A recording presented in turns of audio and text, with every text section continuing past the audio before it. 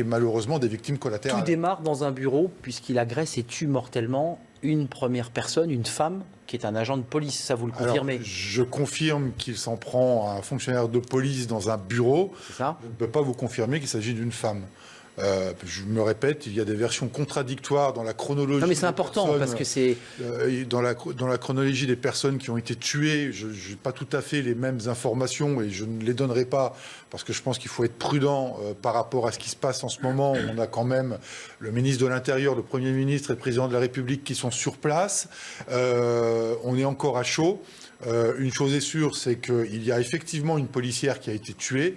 Par contre, l'ordre dans lequel elle a été tuée, je ne peux pas vous confirmer que ça a été la première victime de l'auteur. Juste d'un mot, Noémie, je vous donne la parole dans un instant sur son léger handicap, sa surdité. Vous le confirmez? C'est un personnel, un agent administratif qui était atteint d'un handicap, notamment de la surdité? C'est l'information que j'ai eue également, qu'il serait atteint de surdité. Mais ça, je suis un peu comme vous. Hein. Les infos, elles viennent au fur et à mesure. Le périmètre est bouclé, y compris pour nous. Hein, voilà. Le personnel a été sorti. Donc, j'ai des bribes d'informations et donc je ne vais pas me livrer à des conjectures par rapport à l'affaire. Noémie. C'était une question, c'est vrai qu'on a été étonné de ce bilan très lourd. On s'est dit, mais comment avec une arme blanche il a pu faire 4 victimes? Il peut y avoir parmi ces victimes des personnes comme lui qui étaient agents administratifs et donc qui n'étaient pas armés. C'est vrai qu'on s'est interrogé sur le fait qu'il n'y ait pas eu plus vite une riposte. Alors déjà, il y a l'effet de surprise. Enfin, on est entre collègues. Entre collègues, c'est ça. On est dans un endroit où il faut savoir que le public n'accède pas. C'est uniquement des policiers. Donc, qui peut s'attendre à ce qu'un agent, qu'il soit policier actif ou administratif, qui peut s'attendre à recevoir un coup de couteau d'un collègue, quoi, parce que c'est un collègue, peu importe le grade et le corps, ils travaillent ensemble. Bien sûr. Je l'ai dit par ailleurs, la police, c'est notre deuxième famille. On travaille quasiment tout notre temps avec les mêmes personnes, donc qui peut s'attendre à cela. Alors, effectivement... Est-ce que dans les victimes, il y a des agents administratifs? Ce n'est pas impossible. C'est une question importante, oui. Ce n'est pas impossible. Il faut savoir que les agents administratifs, techniques, scientifiques, ce ne sont pas des personnels actifs de la police, donc ils ne sont pas armés. Ils sont là dans le cadre de soutien et de logistique pour l'opérationnalité de la police, donc des tâches administratives de bureau. Après, des tâches logistiques, ça peut être la police scientifique, mais... En tout état de cause, ils ne sont pas armés. Denis Jacob, pas armé donc d'armes à feu, évidemment, répertoriées, numérotées, mais un couteau tout de même, puisque c'est l'arme du crime. Il avait un couteau. Ça vous a surpris? Ça vous a choqué?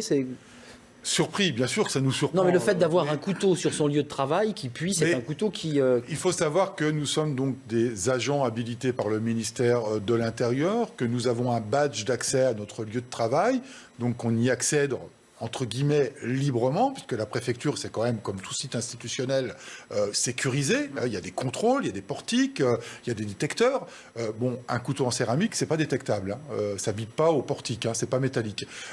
Et puis, voilà, on passe avec nos badges, il y a un tourniquet, et on passe, et puis on accède à notre lieu de travail. Merci Anthony pour ces précisions. Évidemment, c'est compliqué pour à la fois ceux qui travaillent au sein de la préfecture, qu'ils soient policiers ou agents administratifs, évidemment, avec la présence du Premier ministre, de Christophe Castaner, et je le redis, le président Macron a quitté les lieux. Il y est resté un peu plus d'1 heure sur site. Denis Jacob, qu'est-ce qu'on peut dire de plus sur cet événement? C'est vrai qu'il y a 2 questions. Il y a d'abord le déroulement des faits, la présence de l'agresseur dans un premier bureau, puis ensuite le fait qu'il tue à arme blanche, avec une arme blanche, dans des conditions d'ailleurs terribles, des policiers, puis il va être abattu dans la cour de la préfecture. Ça, on a le cheminement de l'agresseur? Oui, on a le cheminement. Alors on part sur le principe, alors la piste terroriste n'est pas écartée, on a la brigade criminelle qui est saisie, elle a elle-même une section antiterroriste qui va potentiellement voir s'il peut y avoir un lien de la piste du drame intime, mais on est plus dans un conflit interne, un règlement de compte, un problème de cœur. Je ne sais pas encore, il faudra attendre que l'enquête et que les autorités le fassent de manière officielle et institutionnelle. On sait qu'il a tué un premier ou une première, parce que là je n'ai pas la confirmation de cette collègue policière, à quel moment elle a été malheureusement tuée, mais un premier policier tué dans un bureau, puis un second dans un bureau à côté, puis quand il quitte le service, il croise la route d'un troisième, puis d'un quatrième, qu'il tue également. Et c'est enfin quand il se retrouve après avoir tué la personne dans la cour de la préfecture de police qu'il est abattu par un autre policier. Il y avait des liens de parenté, des liens maritaux entre l'agresseur et l'une des victimes? Pas à ma connaissance. Pas à ma connaissance, je ne sais pas. Est-ce que c'était des collègues de son service, a priori, pour les 2 premiers, peut-être. Pour les 2 suivants, je ne sais pas. Mais vous savez, la préfecture de police, c'est quand même un endroit fermé, on se connaît à peu près tous. Et là, je pense qu'il a surtout été pris par la suite je pense que ça peut être qu'un coup de folie pour tuer comme ça sur son passage d'autres collègues, sans raison apparente. Mais l'enquête déterminera si les 4 victimes avaient un lien direct ou indirect avec les raisons qui l'ont poussé à faire ça, ou si c'est tout simplement un simple coup de folie. Toujours est-il que c'est un drame et que... Enfin voilà, ça se passe entre nous. Georges Fenech. Est-ce que vous connaissez, Denis Jacob, le type d'arme blanche qui a été utilisée? Quelle arme blanche? Alors, couteau céramique, vous évoquiez tout à l'heure. Des informations qui ne me sont pas confirmées, ce serait un couteau en céramique qui aurait été utilisé pour passer à l'acte. Couteau en céramique qui, en plus, n'aurait pas tilté sur un système portique. Ah bah ça, le couteau en céramique n'a aucune pièce métallique, hein, oui, donc au détecteur de métaux, ça passe inaperçu, c'est évident. Alors, mais je me répète, il est agent du ministère de l'Intérieur, donc il ne passe pas les détecteurs. Il a son badge, on est d'accord. Il y a un tourniquet qui est réservé pour les agents, il passe son badge au tourniquet, il passe, et puis il va travailler normalement s'il a la il peut... Probablement. Ce qu'il faut préciser, c'est qu'il travaillait dans un service très particulier. Très sensible. Puisqu'il travaillait à la direction du renseignement de la préfecture de police et que tous les policiers n'y accèdent pas. C'est-à-dire qu'il y a une deuxième entrée badgée avec une habilitation spécifique pour entrer à ce service-là et que donc ça explique aussi le fait qu'il n'ait pas croisé 36 000 personnes sur son chemin. Bien. Merci Marie, avec Pierre-François Altermac, je l'ai bien dit cette fois-ci. Denis Jacob, juste un mot, une prise de parole, vous avez l'information du ministre de l'Intérieur? Peut-être une prise de parole de Christophe Castaner. Est-ce que vous avez des informations? Non. Pour l'instant, absolument pas d'informations sur une prise de parole du ministre, mais il va y en avoir une. Ce ne serait pas compréhensible qu'il n'y ait pas une prise de parole officielle, institutionnelle. Et si ce n'est pas le ministre, ce sera peut-être le préfet de police. Mais de toute façon, au vu de ce drame, c'est obligé qu'il y ait une prise de parole. Alors bien évidemment, ils prennent le temps parce qu'il faut essayer de décanter au mieux le déroulé, la chronologie des faits. C'est de comprendre ce qui s'est réellement passé. Et voilà, les raisons qui ont poussé ce collègue à passer à l'acte. Damien Fleureau nous disait tout à l'heure qu'il y aurait une prise de parole du ministre de l'Intérieur et du procureur de Paris. Oui, mais c'est assez logique. C'est classique et logique comme réaction. Jean-Marie Gaudin, alourdir un peu. Ça vient alourdir un contexte déjà qui est très très difficile. Au lendemain d'une manifestation sans précédent. Plus de 27 000 policiers étaient dans les rues hier. On en a d'ailleurs parlé ici hier dans l'émission Police Justice Info. D'un mot sur ces personnels, ces agents administratifs qui ont des handicaps. C'est très réglementé. Il y a des personnels handicapés. Oui. Comment ça marche? Comment ça se passe? Est-ce qu'il y a des services particuliers? Parce que là, c'est un service extrêmement sensible, la direction du renseignement. Des personnes qui peuvent être handicapées, qui peuvent être des services ouverts au public. On est réglementé, comme toute administration française, qui doit employer un certain nombre de travailleurs handicapés. Il faut savoir que si le pourcentage qui est réglementé n'est pas respecté, il y a des amendes qui sont imposées au ministère. Conformé à la loi. Ce qui est le cas pour le ministère de l'Intérieur, puisque, à ma connaissance, le pourcentage obligatoire n'est pas atteint et donc il paye une amende en conséquence. Et puis c'est tout à fait normal qu'on puisse ouvrir les administrations à des personnels administratifs handicapés, mais pas que. Vous avez des policiers qui ont été blessés en service. Oui, bien sûr. Et je m'en souviens d'un en particulier qui a été gravement blessé il y a quelques années sur le 92 et qui est handicapé depuis, qui est en fauteuil roulant, et on a adapté les locaux de son commissariat pour qu'il puisse avoir un poste plus administratif, mais au sein de son service. Donc, c'est pas anecdotique ou étonnant que l'on puisse avoir des personnels handicapés qui travaillent au ministère de l'Intérieur. Personnel ou querelle hiérarchique, qui est une autre piste. Au-delà du fait que ça touche des policiers, ça reste une enquête classique. Classique, de la brigade criminelle. On ne peut rien écarter.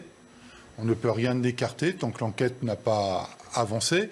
Et je pense que le procureur de la République a été très sage, mais c'est son travail, hein, de ne pas dévoiler. Prudent. Et prudent, comme nous le sommes sur ce plateau. Je pense qu'il faut être très vigilant à certaines informations. C'est pour ça que je mets beaucoup de conditionnels dans mes déclarations, parce que rien n'est confirmé. Il y a beaucoup de rumeurs aussi. Il y a beaucoup de rumeurs. Il y en a plusieurs qui circulent. Donc il faut prendre tout ça. On a des avec éléments la plus factuels. grande 3 hommes, une femme. Oui, ça, ce sont des ça, éléments c'est clair. confirmés par les autorités. C'est important. Petite précision avant d'entendre Anthony Favali pour voir ce qui se passe sur le terrain. Il était de la direction du renseignement. Il parle aussi le procureur de la section de proximité. Donc Oui, il dit qu'il y a dû toucher un deux autre. directions qui ont été touchées.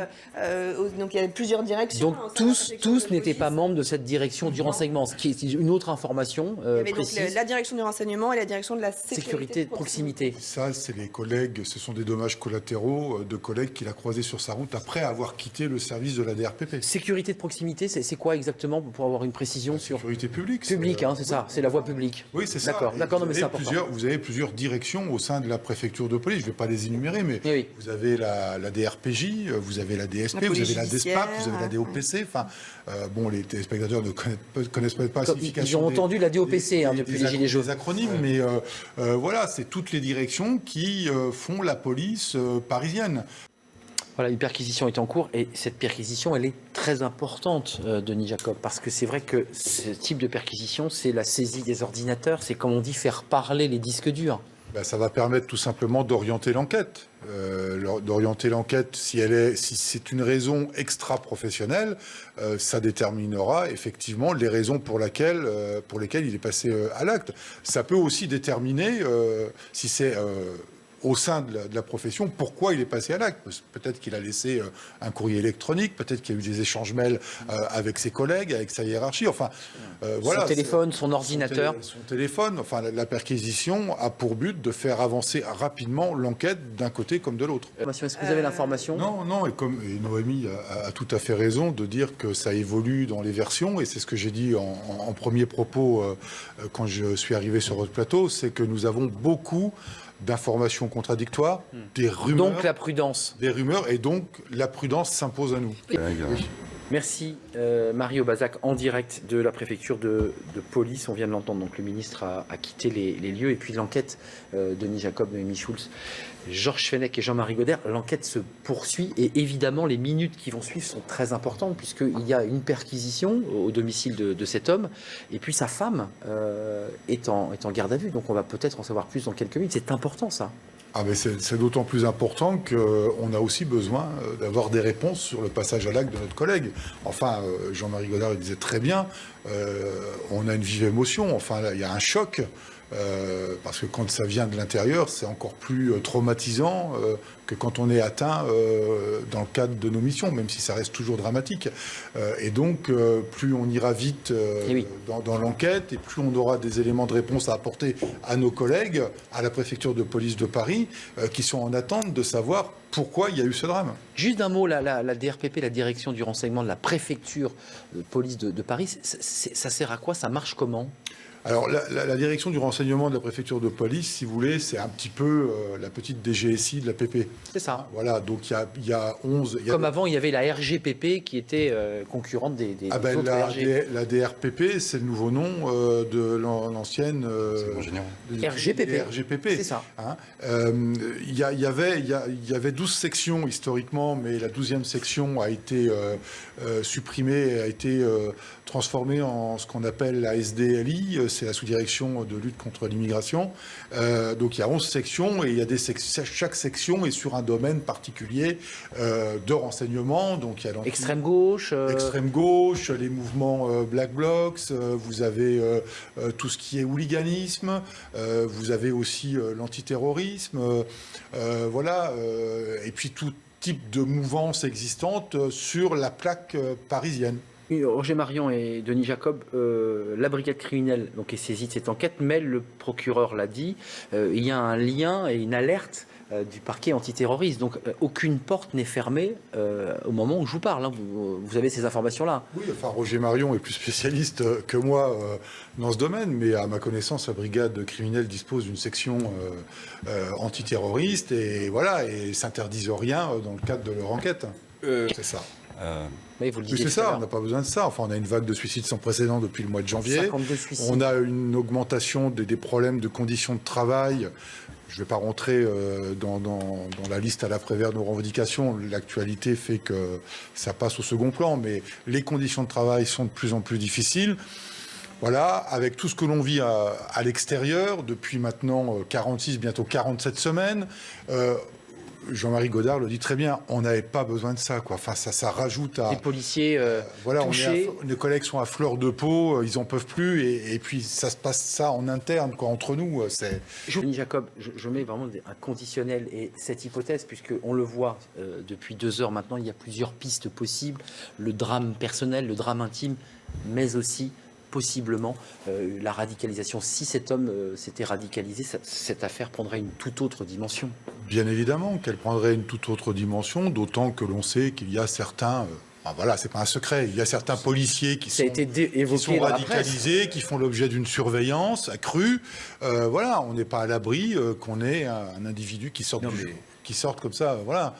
Vous en pensez quoi? Parce que c'est quand même... il faut... on a trop peu d'informations pour évidemment porter quelconque affirmation, mais on peut s'interroger ce soir, évidemment, sur le caractère un peu flou des propos tenus par Rémi Hetz, qui est resté d'une prudence incroyable, parce qu'on a connu parfois des conférences de presse plus détaillées. Il a raison, si vous voulez, parce que moi, je prends connaissance là d'une publication qui est faite. Il ne faut rien écarter. Quelle publication sans citer mais il faut pas non plus affirmer des choses tant qu'on n'a pas des précisions dans l'enquête. Il y a une publication, elle est publique, elle est sur Twitter, comme quoi c'est désormais la piste terroriste est privilégiée. On vient de rebasculer sur autre chose. Donc là, il faut être très très prudent.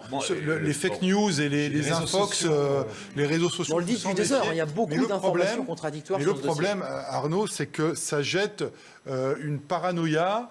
Ça peut provoquer chez les gens une inquiétude qu'il n'y a peut-être pas lieu d'être et qu'il faut être très très vigilant avec ce type de communication. Et nous sommes sur ce plateau. Moi, je pense que là... Jacob va nous quitter. Je le remercie. Merci d'être venu sur ce plateau. D'abord, il fallait être prudent, précis. Je crois que nous l'avons été. Vous êtes le secrétaire général d'Alternative Police CFDT. On va entendre Marie Aubazac pour un rappel des faits. Il est 17h29 sur CNews. Marie, vous êtes en direct devant la préfecture de police et sur l'île de la Cité. C'est un lieu emblématique d'ailleurs de Paris. Et ce lieu en lui-même est un lieu emblématique, nous disait Roger Marion.